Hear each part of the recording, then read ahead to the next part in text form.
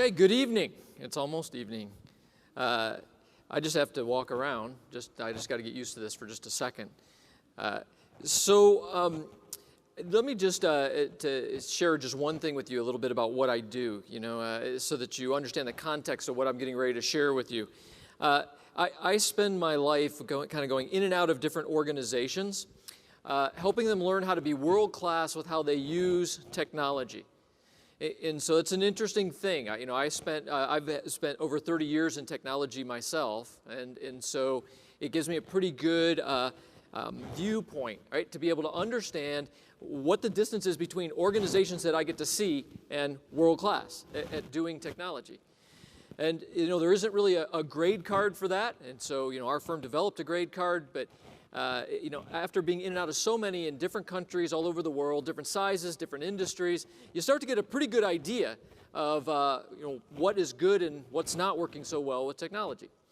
And so what I wanted to try to do is, with our time, I wanted to share with you just a lot of thoughts about what we're seeing that is not so much even futuristic, right? But the things that are coming up that we need to pay attention to, and the things that you can really use that will separate you, right, from, I guess, the herd of people that are using technology. So let's start with this. There's an interesting type of impact that technology is having on the economy today. And this is a word that we're starting to hear more and more, right? Digital Darwinism, or technology Darwinism. And the concept behind this is technology is having so much of an impact on every kind of organization today that if you don't learn how to apply it, if you don't have leaders who understand how to use technology as kind of an X factor in whatever you're doing, in some cases it's literally fatal, right? Companies just lay down and die. Now, some people say to me, well, gee, Scott, that's a bit harsh, that companies just kind of go bankrupt. Yeah, they actually do, and that's what creates this kind of survival of the fittest that people have been talking about around technology Darwinism. And so I wanted to just, make sure we're clear on that, about what the consequences are when you don't figure out how to be world-class with using technology tools. And so this is something that we see in just about every industry we walk into, is that there is a pace of change in that industry. Right? There is a pace of change that technology is driving. How we connect with customers, how we develop products, how we market what we have, how we do the back office tasks, how we do transactions, right? There is a pace of change. Now, if your organization is moving at slower than the pace of change, right, it creates what's called a technology risk gap. And so it introduces risks in a few different interesting areas. For example, just ability to connect with customers well, which I'll talk about a lot more here today. Okay, that is a tough issue today. How do you connect with customers? We have a younger generation coming up today, for instance, that doesn't love to talk on the phone. They just don't. If you have kids, you know what I'm talking about, right? But we have a generation coming up that would much rather text or even email than talk on the phone. And so it's tougher and tougher to connect, right, with the generations that are coming up, but it's just tough to connect with people in general these days. All right? Or you look at the problem of just getting good people to work for you. One of the things that we're finding is that companies who do not keep up with the pace of change, they look like they're kind of the Flintstones, right, to the A players. And so employees who are really, really good employees, they get a sense pretty quickly about, hey, are you, if I use this metaphor, right, the Flintstones, or are you like the Jetsons? And if you're like the Flintstones, the A players don't want to work with you. And so we've talked to HR departments that have said basically, hey, the price you pay for being looked at like you're slow is that the A players really don't want to work for you. There's a really interesting statistic right now that if you look at Gen Y, only 7% of Gen Y actually works for a Fortune 500 company. A much higher percentage is in startups. And especially the A players, the really smart ones, tend to go to the startups and don't want to work for what they perceive to be a big organization. So there's a price to pay if you don't keep up with technology. Now, one way that you can look at this is to look at it this way. I started back in 1980, okay? And so if we look at technology from kind of 1980 up to now, what's happened is we get more and more of it all the time. We're getting new devices. We get new pieces of software, we get new concepts, we get new equipment, right? We're getting new things all the time. But what that's caused is it's caused a bit of chaos inside of organizations and industries. And we're seeing more and more is that every industry is starting to hit an inflection point. Now, if I were to give you an example, we could go back to even the mid-90s, and we could say when the airlines got PCs and the internet, and the airlines could connect directly to travelers, they completely disintermediated the travel agents. And so that's when the inflection point hit the travel space. Now, since then, what we've learned is that there are always winners and losers in every industry, right? As technology hits the industry and creates at some point an inflection point, in other words, enough technology comes together in that industry that it dramatically changes how it operates, all right, it causes you to have winners and losers. You know, either you get technology mastery, right? You learn how to use technology as a tool very well, or a lot of the organizations just go into a death spiral. Now, not to sound negative about that, I mean, when you think about that concept that technology hits an industry and creates an inflection point, there are wonderful opportunities. So there are winners and there are losers. Now, I spent an awful lot of my career working with executives, right? Typically 50 years old and older, leaders of organizations who didn't grow up with technology. And one of the things that I'm just absolutely on a mission is to try to get people to understand what it is about technology that dramatically changes an industry and what it takes to make sure you stay out in front so that you survive and so you prosper. In other words, how do you identify the opportunities that you should be taking advantage of? The consequences when you don't understand what technology is going to do when it hits this inflection point are deadly. So I have all kinds of case studies. I'll just show you two of them. Right? If you look at the publishing space, and you looked at three players, Amazon came along. They started selling books online. And then in 2007, they came out with a Kindle. So they went electronic, they went ebook. They weren't the first. Sony had an ebook out before them, right? But they were the first one to really do it on a mass way. Now, Barnes & Noble, they waited 2 years, and then they came out with the Nook. So after 2 years, they're like, well, we better not try to fight this ebook thing. And so they kind of capitulated and joined the party. But you can see what happened to their revenues. Really tailed off badly in 2010, came back a little bit in 2012 because of their electronic division. Now, they're still struggling, but at least they're alive, right, which is better than Borders, because you'll probably know, right, Borders went straight down the tubes. Now, the thing to think about with this situation is we have an awful lot of companies that have ridden the plane straight into the ground. Now, they had a board of directors, theoretically were smart. They had an executive team, theoretically smart. And Borders just laid it down and died. Okay? And we can do this all day long. I can show you case studies from different industries, right? Winners and losers. Let's start off with the loser, in this case, HMV, right? A very large music entity, had hundreds and hundreds of music stores, right? Went downhill. Sony Music, Sony had the Walkman. Sony had the Axe. Sony had all kinds of things in the music space. You can see what happened to them. And then you got winners, right? You have Apple, who is a computer company who is not even in the music space, who comes out, takes the entire retail music business away from the music industry, right? And then you got startups like Pandora, okay? There are winners and losers. And the striking thing is, in these twists of fate sometimes, earlier this year, almost to the same month, iTunes sells its 25 billionth song. At about the same time, HMV goes bankrupt. After 91 years, by the way. Now, again, I got slide after slide after slide. I could talk about this, but you know, just to refresh everybody's memory, Kodak. You ever heard of them? 135,000 employees. I mean, this was a company that had patents on digital photography, patents. And so they knew it was coming, but they couldn't get off the film crack, right? And so they just, you know, laid it down. You know, sad.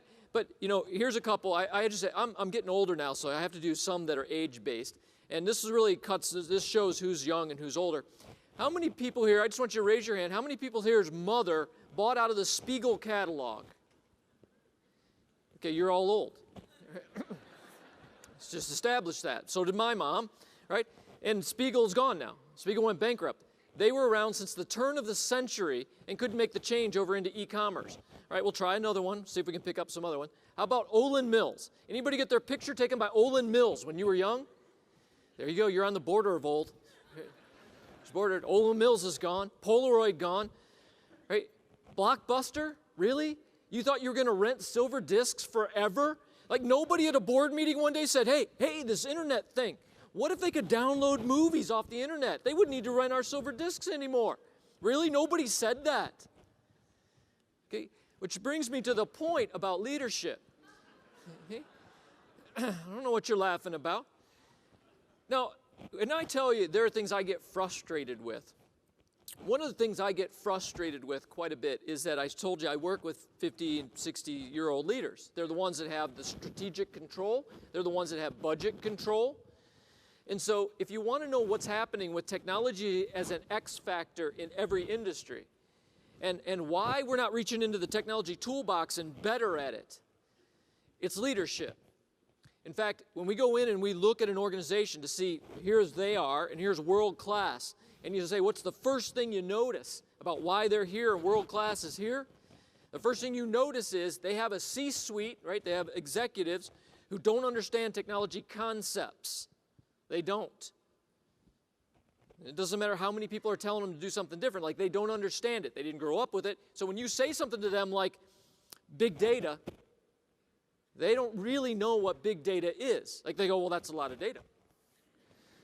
And that's the right answer, right? But they really don't understand what big data is as a philosophy or how to use it, how to implement it, how to use it strategically or how to buy it, right? So we got a lot of what we call in our firm dead leaders walking, right? In other words, you're still a leader, you're just not really leading. And here's the kind of things people say at times to us. They go, Scott, we're already successful. You don't understand. We're making a lot of money. We must be okay. Why should we need to work on these new technologies? Why should we try these things out? Why should we be on the edge? Why should we be, in front of our competition? Why should we lead our peer group? We're making money. And I have to remind them, hey, Kodak was making money right up until the year they weren't. Blockbuster was making money right up until the year they weren't. Everybody was making money up until the year they weren't. Now, we got a lot of organizations like banks, for instance. Banks who think that the party's going to go on forever. Banks think that you're going to give them your money and you get it back, right? They pay you interest at 1%, 1.5%, but then they loan it to you at 7%, and so they make that spread. It's the best gig ever. And if you don't give them enough money to loan out, they just get some from the government. It's a great gig. And they think it's going to go on forever. No one's going to compete with them in banking. Or what about universities? Universities are like online learning. What do we have to be worried about? We have $7 billion invested in buildings. And by the way, we just keep upping the rates to go to college. Oh, and the student debt is higher than credit card debt. I don't know if you know that. It's crazy to me. Student debt higher than credit card debt in this country. And they think that's going to go on forever. And I'll go, really? Really? Online learning. Right? Play it out. Play it out. They don't get it, right? But they think because they're making money, hey, we're going to be okay. Or, hey, I can just outsource all of this to technology people. Why do I need to learn this? Now, if you're saying that to yourself right now, like, hey, I'm good at what I do. I only got 3-4 years left or 5 years left. Why should I learn about all this stuff? And if you want to be a relevant leader, then you got to learn what's going on with technology. Or industries will say to me, people within industries, Scott, that inflection point, it's not going to hit us. Really. Like insurance companies. We deal with insurance companies right now a lot. And they'll go, we've been making money for decades. I don't think we're going to hit an inflection point. And what they don't understand is it was just unlucky that the travel agents got to go first, right? And then the music industry and the publishing industry. They think it's all done now. It's not done now, okay? So what I want to do is just try to spend the rest of my time sharing some ideas with you, that would help you maybe a bit with your legacy, the legacy that you will leave as leaders. And so this is something that people that know me know I preach about this all the time. I believe leaders today are transitional leaders. I believe that they are leading organizations in a time of transition from when we were paper-based and primarily human-based, right? We used a lot of people and a lot of paper to get things done. And we are transitioning into a world that is much more data extensive, much more automated. In other words, there will be a blending of humans and technology in really sophisticated ways. Okay? You are going to leave a legacy. I mean, at the age you're at, in the time in history that you are leading, right, or you are working, you will leave a legacy. And that legacy is going to be one of two things. It's either going to be you were the one that helped make that transition in an excellent way to a highly automated, technology-augmented world, or the legacy you'll leave is, thank God he is gone. Thank God. He's been holding us back for 10 years. And they're just waiting for that young person to make a diving save and catch the falling knife on the company because you've screwed it up. Right? You will leave a legacy. So here are some things you might think about. If you want to be world-class at technology, I will spend the rest of the time sharing some thoughts around that. First thing, as a leader, you have to be high beam. Right? High beam means you can see out into the future accurately. That's all being a high beam leader is. Low beam's not bad, by the way. It's a continuum. Low beam is management. It's not bad. It's just they don't have the responsibility of having to look out, right, years in advance and be accurate. They just enact a plan. But leaders have to have high beams, right? They have to be able to see out into the future accurately. Now let me show you why technology is an interesting Rorschach test of this. So here's a technology that's pretty hot these days. Lots being written, right, about Google Glasses. Here are the basics of how to use glass. This is your touchpad. It runs from your temple to your ear. Tap the touchpad to wake up glass. You should see the display above your line of sight. Adjust it to see everything. The home screen shows a clock. This is your timeline. It's a row of cards. Things to the left are happening now or coming up, like the weather, an upcoming flight, or an event in your calendar. You can tap on any card to see more. Swipe down anywhere to go back to the timeline. Cards to the right of the home screen are from the past, for example, messages, videos, or photos. Tap on a photo to share it, and choose one of your friends.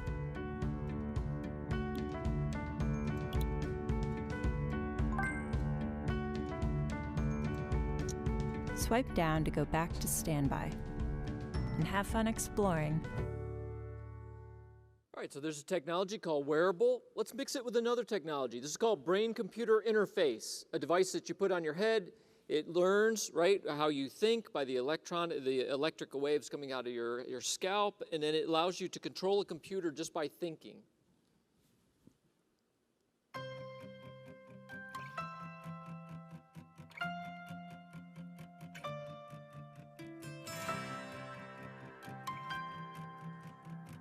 I'm here today to introduce you to Muse, the sleek new 4-sensor headband from Interaxon that gives you a new way to interact with technology. Since 2007, Interaxon's been building a reputation as a leader in brain-computer interface technology. Every once in a while, there's an innovator who completely remakes reality. Muse is the realization of those years of effort, insight, and innovation. This is... All right, so if you're high beam, you can start saying things to yourself like, well, hey, we already have this stuff. Like, this is not science fiction. We've got this stuff now. So let's put it together if you're high beam and you say, well, how long is it going to be till they just mix those? And so now I got a device that when I put it on, now I could just look at you and I could think profile. Boom, your profile flies into my vision. Hey, that'll be pretty cool. But think about education. Right? What's it going to be like testing kids? When kids show up in class with these, and they look down at a test, and all I have to do is think, and the answers fly in front of their vision. Now, if you were a teacher, you're an administrator, you would say that that was cheating, right? That's cheating. And so you're going to ban them. Does that sound familiar? Again, when I was a kid, they banned calculators because calculators were cheating, and then like 5 years later, they were required. And then when my son was young, they banned laptops, and then 5 years later, it was required. And then they banned mobile devices, and now they're starting to be required in some schools, right? You'd think we'd learn, right? But if you're high beam, you're able to look at technology trends and go, wow, they're going to make a difference in an industry. So for example, let's go on. Remember I told you about bankers think it's going to go on forever? This was a patent that Apple filed for doing banking through iTunes. Now, if you saw this patent and Apple's doing banking through iTunes and you were a bank, would that make you nervous? Man, it should. Right? This is why it's so important to be high beam, to be able to look out into the future accurately and understand how technology is going to change things.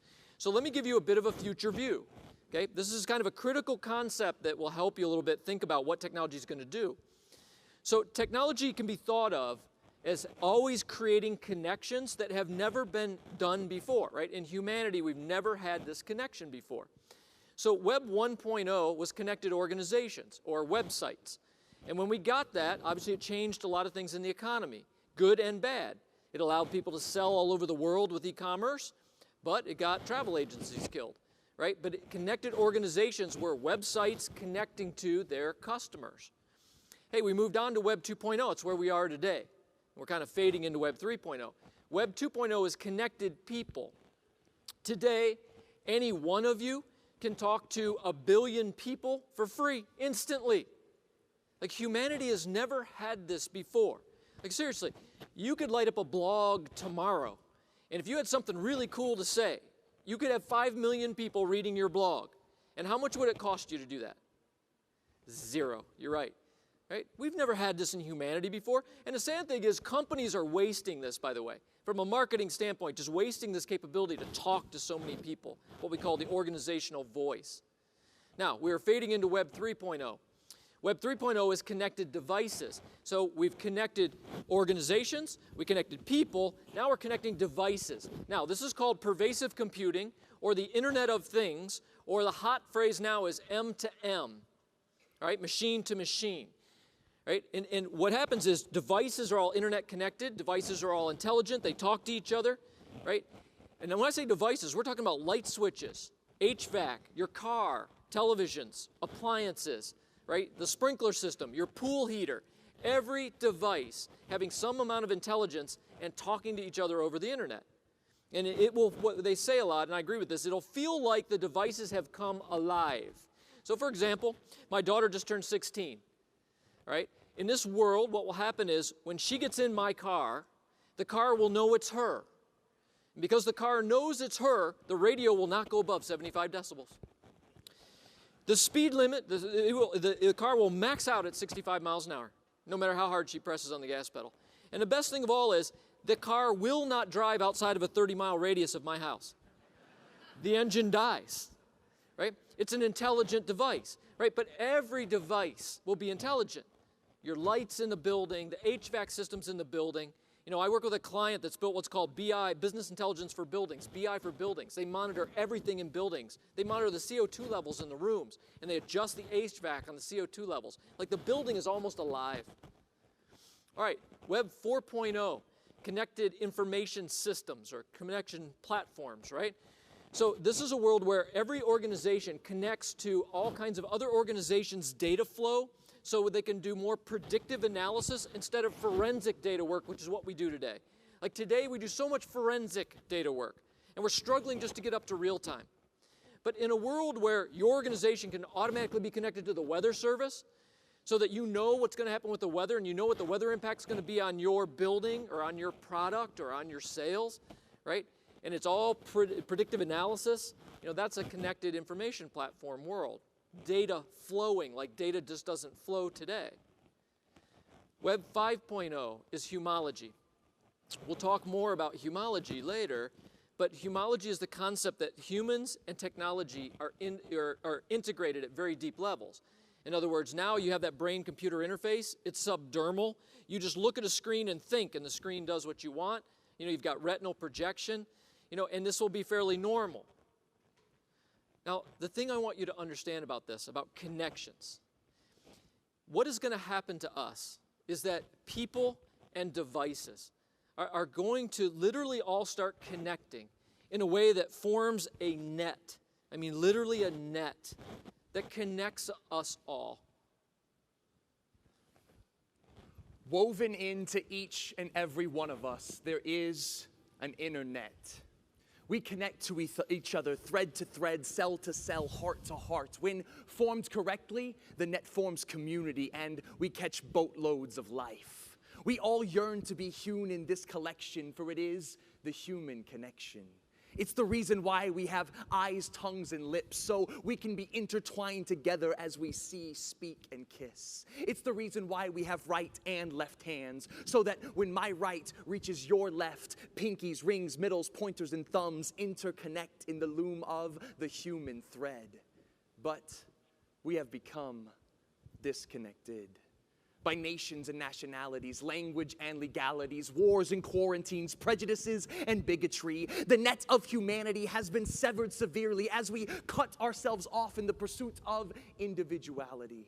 And in the midst of this shrinking world sensation, many are placing the blame on technology. As we burrow into our browsers, unplug by plugging in for hours, miss blue skies while working in the cloud, laugh out loud without actually laughing out loud. Humanity seems to be disconnecting at the one point in history when it is the most connected.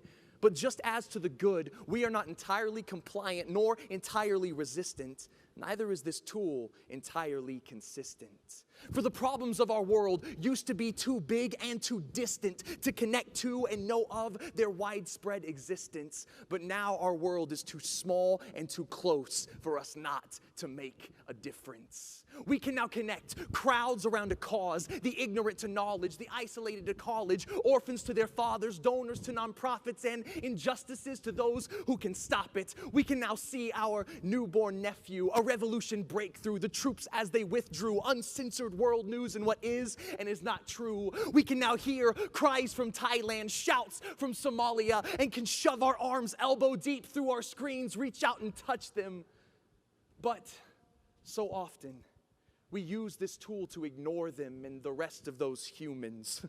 For just as fire can be used for warmth or destruction, we misuse URLs, firewalling off the world with distractions. We search daily, but find nothing. We add friends, but lose community. We look for love, but find pornography. We try to discover ourselves, but lose our identity. And though this entity is filled with both healing and brokenness, guilt and innocence, some of what's godly and some of what's devilish, that does not detract from its significance. When it comes down to it, the true nature of this new age unit is in how we use it. Woven into each and every one of us, there is an internet. And I hope that we stitch our world back together as we knit, patch, and connect.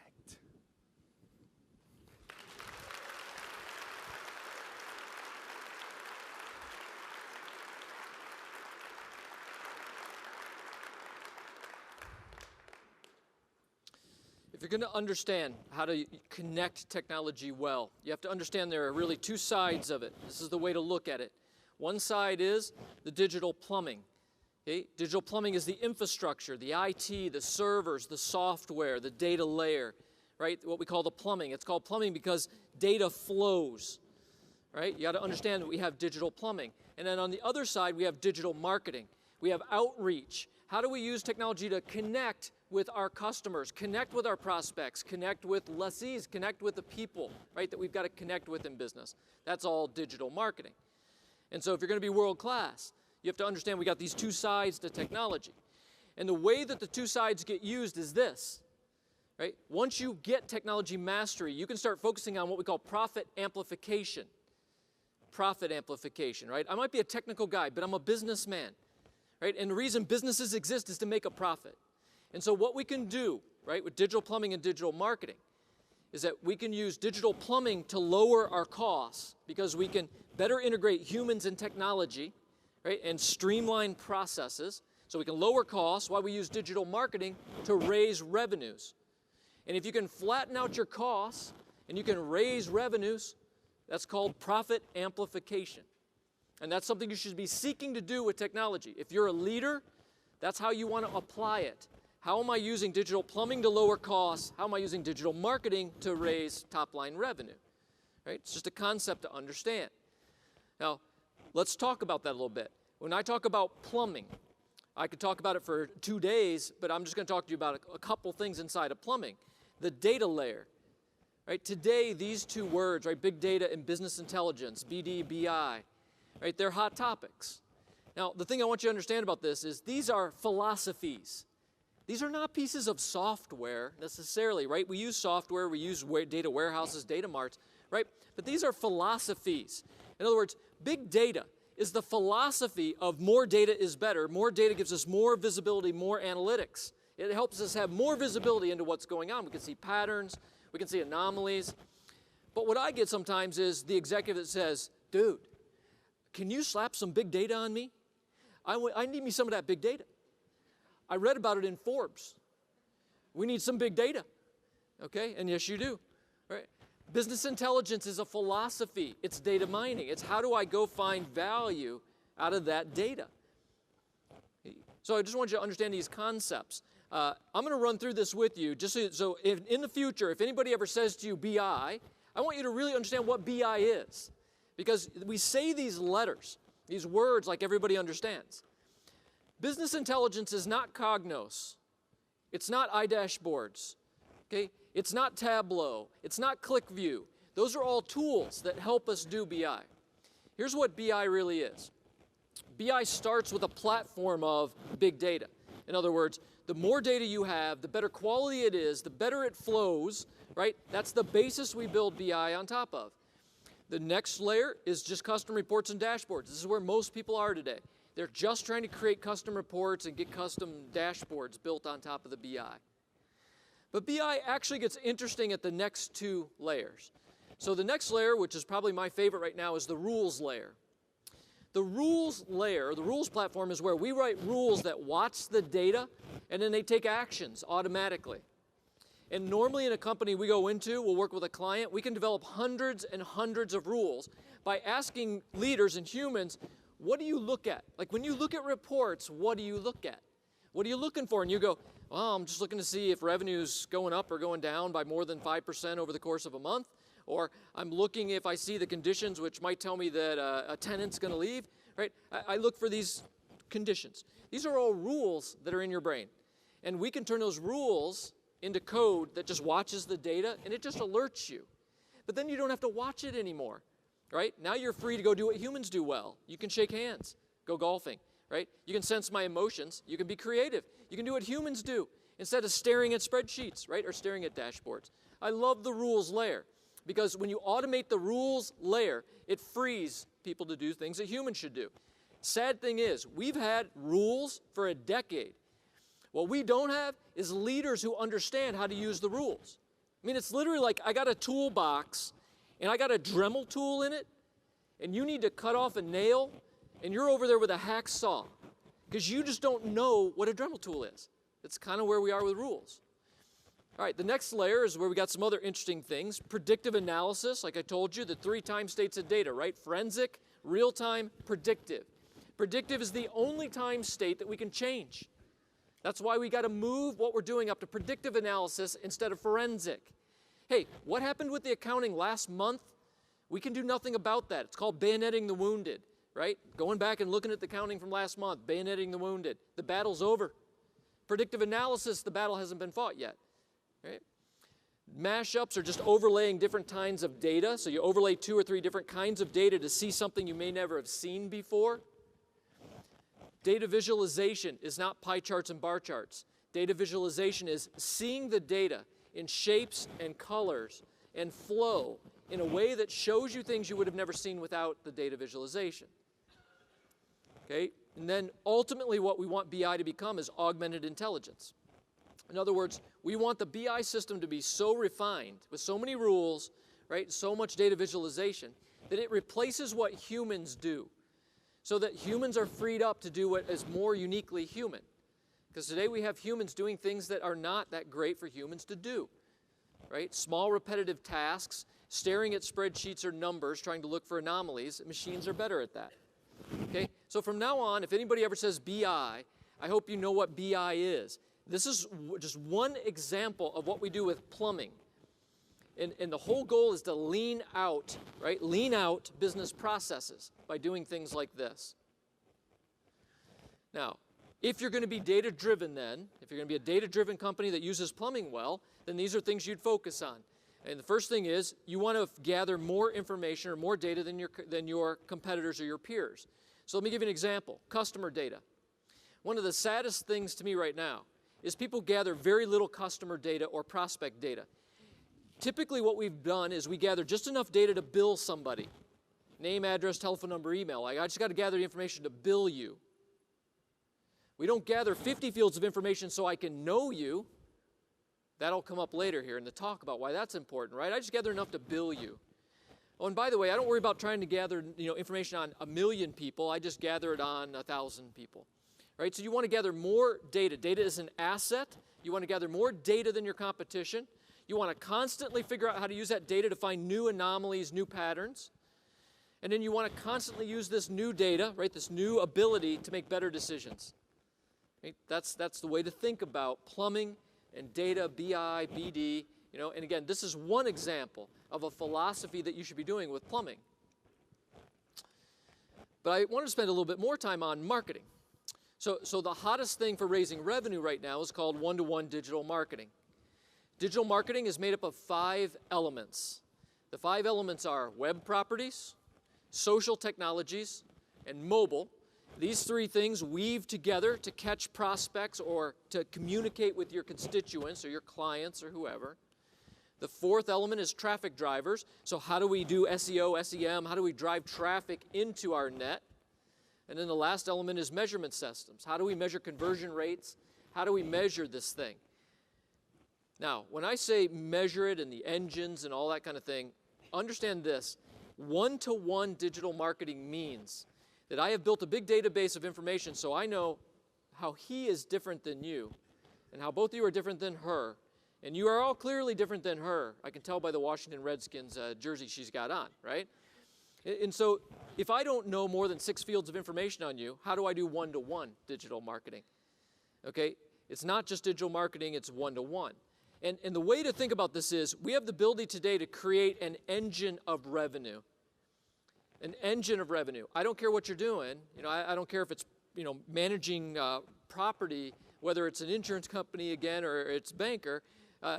Every organization has an ability today to take digital marketing and turn it into a predictable engine of revenue. Now, I want to just make one very clear point. Again, a subject I could talk about for a long time with you. Today, buyers and consumers, it doesn't matter whether you're B2B or you're B2C, this is irrelevant. Just people who buy, people who rent, people who acquire, consumers or buyers. Today, a lot of research is showing that what they are feeling like more and more is that companies treat them like they are just meat with a wallet. In other words, you don't care about me personally, you just care about getting my money. We're past being mad about customer service. I mean, now it's like, hey, it's like people don't really care about us. And there's a lot being written right now that as the world becomes more and more commoditized, like everything becomes commoditized in the world, as that happens, the only thing that will separate your company, right, or your organization is building a tighter relationship, a value-based relationship with your customer, right, or whoever that is.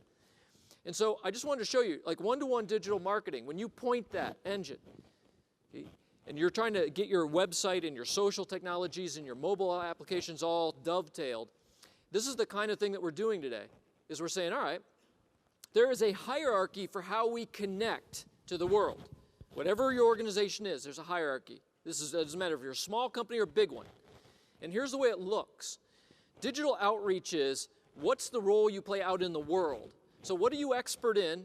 What do you do on the internet? What assets do you create? What slides? What infographics? What videos? Like, what do you create that just improves your brand and shows people on the internet that you are a strong player in your industry? Right? That's the top of the hierarchy. It's just, hey, how do I show the world that we're good at what we do? Next level down is, how do I just do customer engagement? I'm not selling them anything. I just want to talk to them. I just want to provide value to them on a one-to-one basis. So I'm going to talk to him one way. I'm going to talk to him a different way. I'm back to you, right? Very different for you, okay? Now, that's just, I'm not trying to sell you on anything. I'm just trying to create value for you. That's customer engagement. Next is online reputation. When somebody searches online for your organization, what do they see? If they go to Glassdoor, what are your employees saying about you? If they go to pissedconsumer.com, are there articles about you? Right? So how are you managing your online reputation? Then we get to how do you drive behavior? Now we're down to digital marketing, right? How do I try to get somebody to buy something or rent something or do something, right? Then you get down to target market. Okay, I only want to market to women who are over 35, who have 4 kids at home, right? I want to do target marketing. And then we get all the way down to the individual connection. I'm back to my lady in the Redskins jersey. What is your name? So I can just use your name. What's your name? Joanne. I'll just call you Joanne from now, all right? All right, so how do we get down to where I can just market to Joanne knowing that she's just, a bit odd, right? How do I do that?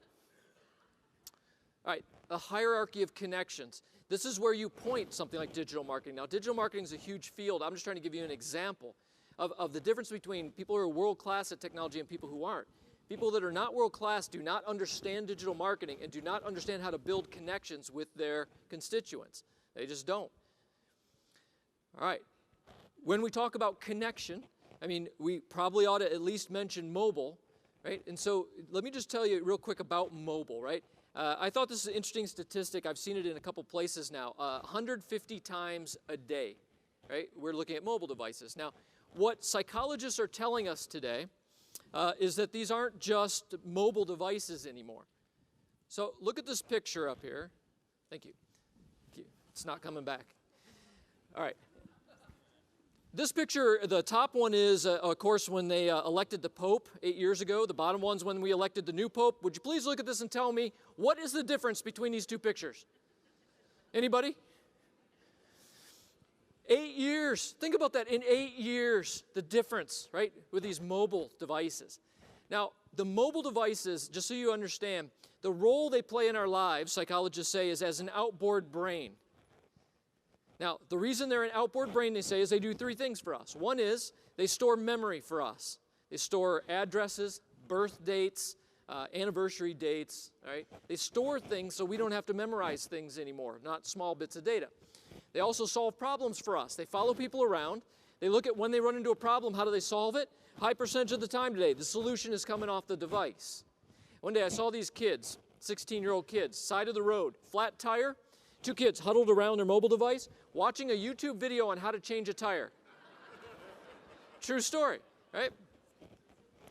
All right, they also are access to huge amounts of knowledge. It used to be we went to our brain for knowledge. Now we go to the device and our brain for knowledge, and the device, frankly, has lots more knowledge than our brain. Right? It's very interesting. So these are the things, right, that this make it an outboard brain. Now, not only is it an outboard brain, it has become highly addictive. Right? Highly addictive. And so, I have a niece, and the niece, one day, I get a call from my sister, and my sister says, hey, we got to talk to Abby. Abby, every day when we go to wake her up for school, we're finding a Ziploc bag in her bathroom. And I said, what's the problem? And they said, well, we think it's crack. Now, Abby's a pretty good kid, and my first 2 thoughts were, I'm just not sure about the crack in Abby. My second thought is, why did you call me? Like I'm the crack expert. Set that aside, right? I find out that she puts her iPhone in a Ziploc bag every morning so she can keep texting while she takes a shower. That's how addicted she is. Now, it would be funny if it was just kids, right? But I can go grab anybody's phone, and they were paying a lot of attention before. Like, she was either doing email or she was tweeting about me. I'm not sure which one. But she wasn't really looking at me. But ever since I grabbed her phone, her eyes have not left me. Right?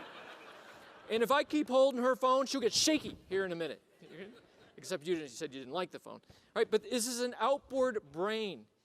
And we're not done yet, right? We're only 8 years in. Thank you. I appreciate that. She was taking notes. You heard that, right? You heard what she said? What she actually said was, you look a lot like Brad Pitt. That was what she actually said. All right, so mobile devices, I want you to understand this. We're going to go from mobile to wearables to implantables. And so when we talk about this world of connection, I want you to think about that. Right now we're carrying a mobile device, but we are very quickly now going to move into the wearables, right? On our wrists, the glasses, whether they're Google Glass or whether the other competitors are coming out with these, right? We also now have all the devices that what are called the field of the quantitative self, right? So the devices that are measuring our physical self, right? So by the way, you think about connection. Let me give you an example. If you're high beam and you're in insurance, right now you can get a discount on car insurance if you put their device in the car so they can track your driving, right? How long do you think it'll be before they will take the data off these and give you a lower insurance rate, right? If you'll wear one of their devices so they can track your health. You think that'll happen? Absolutely it'll happen. All right, then we're going to go all the way up into implantables. And you can see article after article about how we are developing technology that implants the technology into us. We have over 1,200 people now that have prosthetic arms who have subdermal BCIs so that they can just think to control the arm. Okay? Mobile to wearables to implantables. Now, I want to make a couple points here at this point.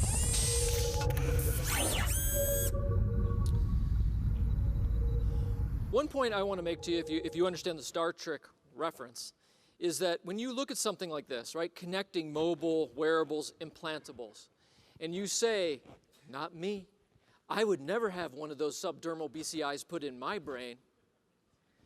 Think about what it's going to be like competing in a world, right, where a young person has come through school, has grown up playing games where they just looked at a screen and think, and they can play at the speed of thought. And you're going to be competing with a generation that thinks a subdermal BCI is completely normal. Right? In other words, it doesn't matter whether you like or don't like some of these things that are going on with technology. They are. They just are. And the question for you as leaders is, hey, how much am I going to learn? How much am I going to play? Am I going to really learn what BI is? Am I going to build rules? I mean, the guy told us about rules. Why don't I go back and build some rules? Am I going to start to learn what predictive analysis is or how to do data visualization? If you want to swim upstream and fight what technology is going to do to your companies, it's going to exhaust you. And then we're going to be back to what kind of legacy are you going to leave. Now, on the other side of that, I love this slide about, you'll have a whole eternity to think inside the box. Technology provides a wonderful palette to do a lot of cool things. A wonderful palette. And I just think it's sad that we're more willing to reach into that palette and use the tools. And so, I just hope you take that away. Now, I've seen a number of people kind of taking pictures of slides, and I wanted you to know this. You can have a copy of this presentation, and you can use it any way you want. I just need your email. So either jot down my email and send me one and say, send me the presentation, or give me a business card. I don't care either way. But if you'll just let me know how to send it to you, I will send you a copy of this. And then, like I said, use it any way you want. I don't care about the content. If it'll be a blessing to you, then I would love for it to be a blessing to you. All right, one last thing I want to expand on. I mentioned to you Humology, Web 5.0, and I want to talk about this for a few minutes. Humology is the concept, okay, the concept of finding the proper balance between machines or technology and human beings.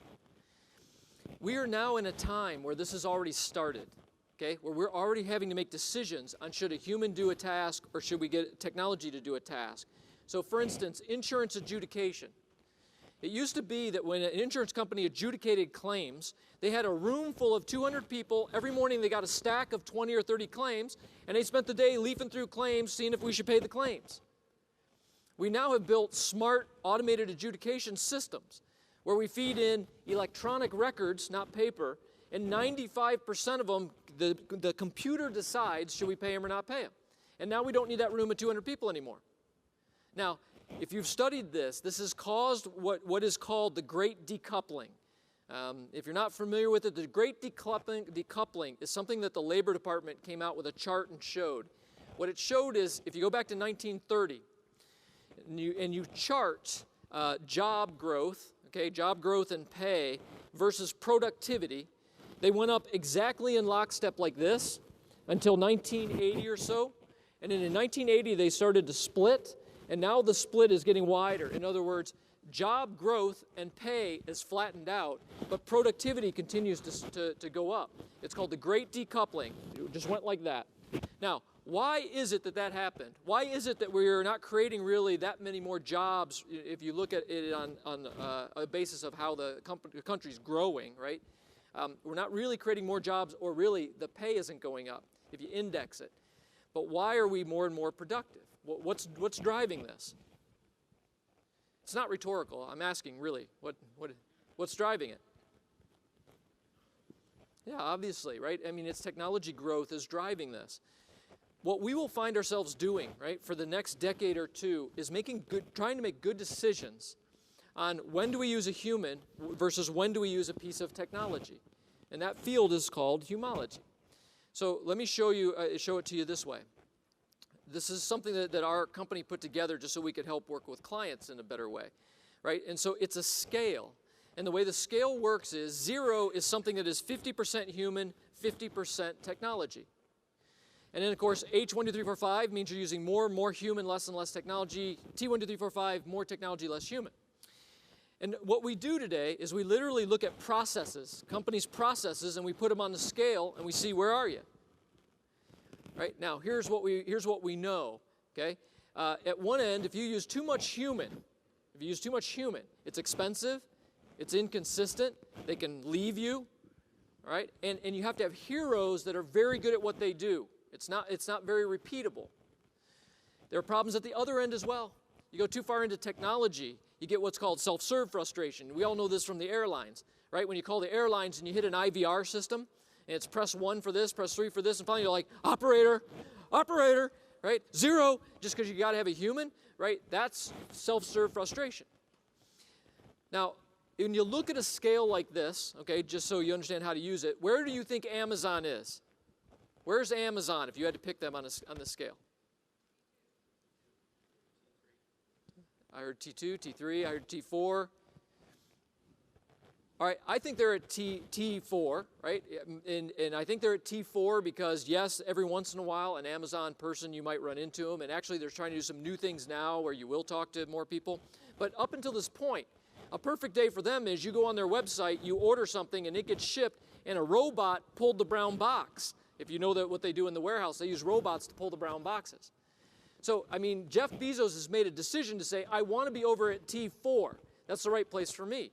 If you looked at a Walmart store, you might say a Walmart store is a H.5. A perfect day for a Walmart store, you go in, you pull something off the shelf, you self-check out, and you leave, right? And you have interfaced with no Walmart people. That's a perfect day for them. A bad day is you go into customer service, because now you're returning something and you have to talk to a human. Right? So I just want you to understand how this works. So the way we use this is we'll look at a sales process, for example, right? A sales process, or we'll look at a transaction, and we'll say, in that sales process, how much technology should we use versus how much human should we use?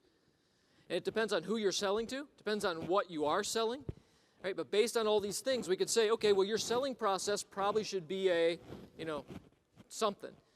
But what is an interesting conversation that we are often having with people is this one. We're often saying, okay, look, today your sales process, for example, or your transaction process, you're getting a lease signed, whatever the process is, it's an H4. It's using a lot of human. And what would it look like if we just moved it over a little bit to 2.5? And so I just want you to understand this concept of humology.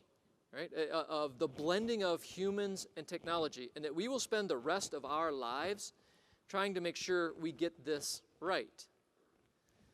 Now, all of this, I just, again, one final thing I kind of want to say to you about leadership. All of this depends on leaders making good decisions. And again, because I get to be in and out of tons of different companies, evaluating a lot of this kind of stuff, I have tons of opportunity to see, what leaders do. Technology is an investment, right? You have to invest in it, right? Human beings are an investment as well, by the way, but technology is an investment. And when you invest, right, technology, you're hoping, obviously, that you create high value and you get a return on investment. But I see an awful lot of leaders today that not only don't understand technology well, they compound the problem by being scared to make the right investments. And so you really do have to start understanding, the difference between cost and value, right? I mean, you got to start understanding that. And I'll tell you, at the end of the day, for me, the value is the thing that is critical to you.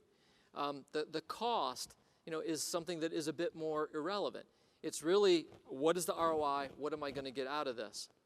And so I just, as leaders, just understand, hey, I got it, that it takes a lot of money sometimes to invest in technology. But when you're not willing to make those investments, then basically you're just kind of walking away from the value that could be created from all of this. Everything has cost, and everything has worth. $1.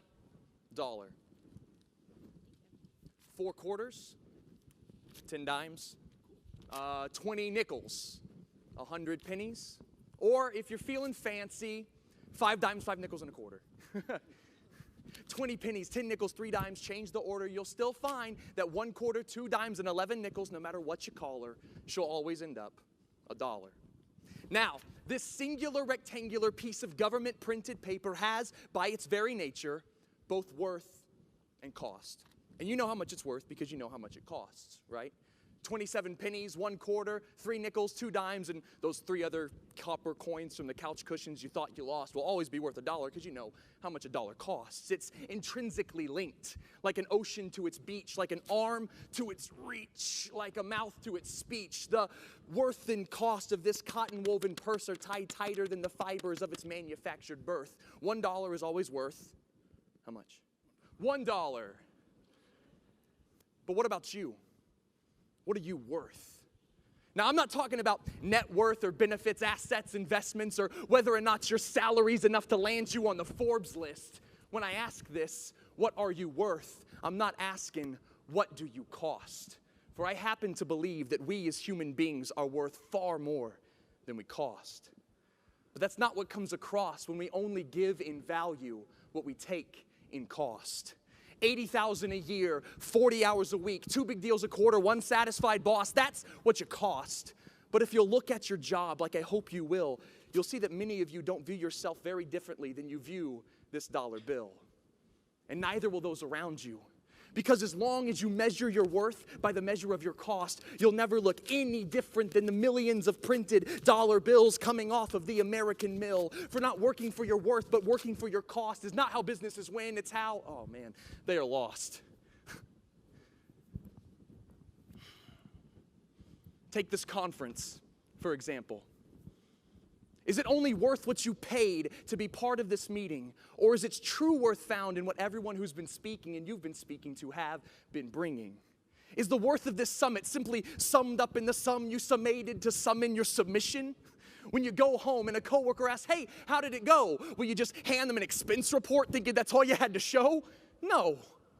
You'll think of the value found in coming to join in over 2,000 strong, seeing what can be done when we value this collective club over just our individual one. You'll tell them the value found in listening to Jeff Hurt insert spurt after spurt of invaluable words. How we learn to have other people follow us, not because they have to, but because they want to. How to add value to an equation that couldn't even exist without you. And how one red ink pen and an on-the-border lid can make the difference between the cost of a tip and a waitress's value.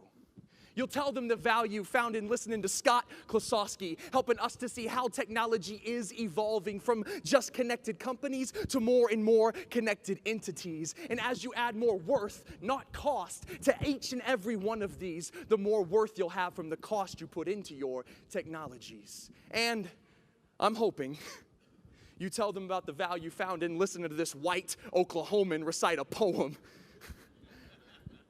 which hopefully opens your visuals to the plague of our self-contained mind cubicles. You'll tell them the value of all that was brought, whether or not we all had Jim's fashionably showcased bald spot. Because value is worth so much more than cost. That's why the worth that I'm bringing as I walk and as I talk wasn't found in the dollar that I'm giving and what could be bought. It's found in the worth of my words. It's found in what is being taught. And for you and your business, it's not about what you cost. It's all about what you're worth. For you are not a dollar bill. And as you give more in worth than what you're paid, what you cost will build. It's not about how much interest you make to accumulate more wealth, but about how much interest you place in others above the interest you place in yourself. It's not about how many greenbacks you get, but about how many people you give value to and how much value you give to each and every one of them. For you are not a piece of paper that people spend in order to get something else. Your most valuable asset isn't just doing what you're paid to do, but the value you find inside yourself. And as you start to give more in value than you take in payment, get ready.